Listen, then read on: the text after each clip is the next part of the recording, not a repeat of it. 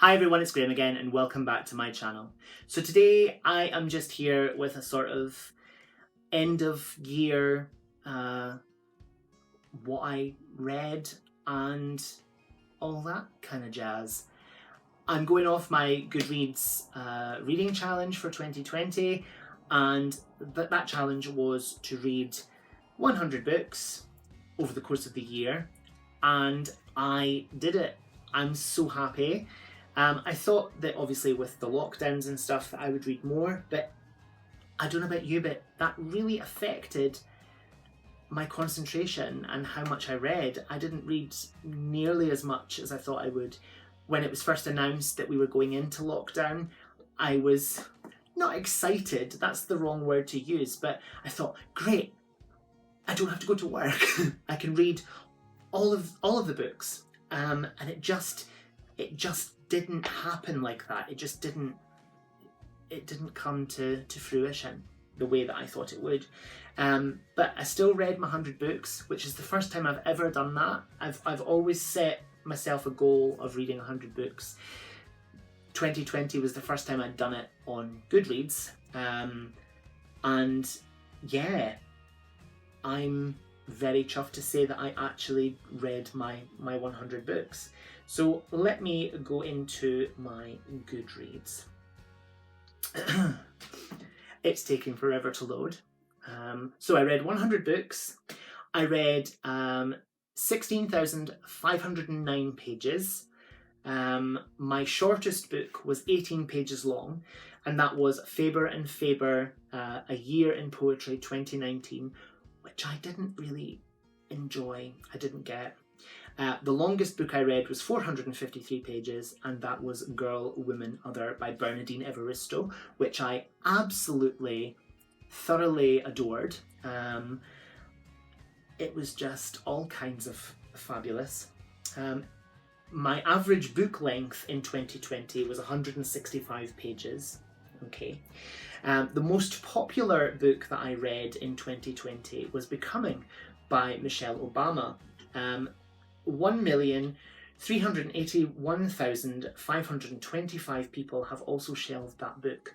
So yeah, pretty popular. The least popular book, who 0 people apart from me have shelved, was a poetry collection from the 1890s called The Father of the Forest. And I forget what it was even about. Oops. My average rating for 2020 was 4.6. I didn't read anything that I really hated in 2020.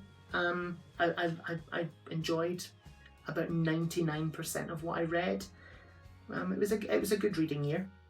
My highest rate, well, the book that I read with the highest rating on Goodreads, it's got the highest rating because I'm the only person that's rated it, is Words from the Garden, and it's a collection of like quotes and poems and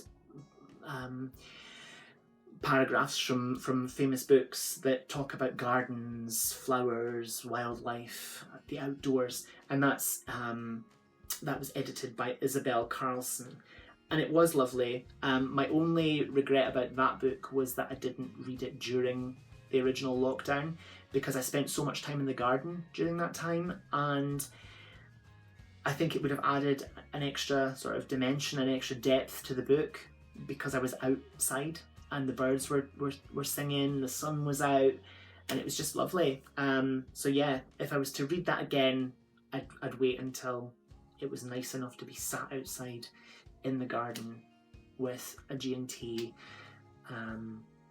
under the plum tree. So yeah.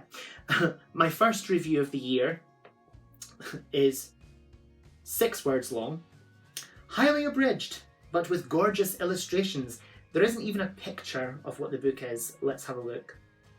It is Swiss Family Robinson, and it was like a ladybird version of it from like the 70s. It was beautiful, but it was exceptionally highly abridged. So yeah. And then it goes on, it shows me all the books that I read during the year. absolutely glorious collection of books. That was a favourite. I adored that. Me by Elton John. Another brilliant book. Probably my favourite book of 2020. Adored it. I absolutely adored it. These books as well are gorgeous. And yes, that, dearie me, I did read a lot, didn't I? So yeah, my final review of the year was about Becoming by Michelle Obama. I shall read you the review. This took me a while to read. I did so via audiobook, as my attention span has been everywhere this year. I'm sure we can all identify with that. I adored this book. Michelle Obama herself reads the audio, and it's just perfection. She is such an interesting, clever, articulate and intelligent woman, just a stroke of pure genius. She is not high and mighty, but completely down to earth and honest. I'm so glad that I also have the physical book. I plan to read it at some point in the future, and I absolutely do. So that's me at the bottom. You read 100 out of 100 books. Completed the challenge. Are you missing any books? No, I was quite strict with, as soon as I started reading something during 2020, it was straight onto my Goodreads reading challenge, because I was determined that this year last year I was going to read my 100 books, because it's been a challenge that I've set myself for years and I've never accomplished it. Never. Work's always gotten in the way, and it just so happened that I did it in 2020. I got my 100 books. 2021, I plan to read 100 books again. But when I say that work has gotten in the way all other times, lockdown got in the way, because, like I said before, I didn't read as much as I thought I would. I think a lot of people had that issue. I think people's minds were just not focusing. Were not focused. There was so much else going on. The news was always depressing. There was always bad things happening. Death tolls and people in hospitals and yeah. Anyway, let's leave that behind, and let's just say that my Goodreads challenge, I completed it, and I'm so happy. And yeah, 100 books, 100 books. I'm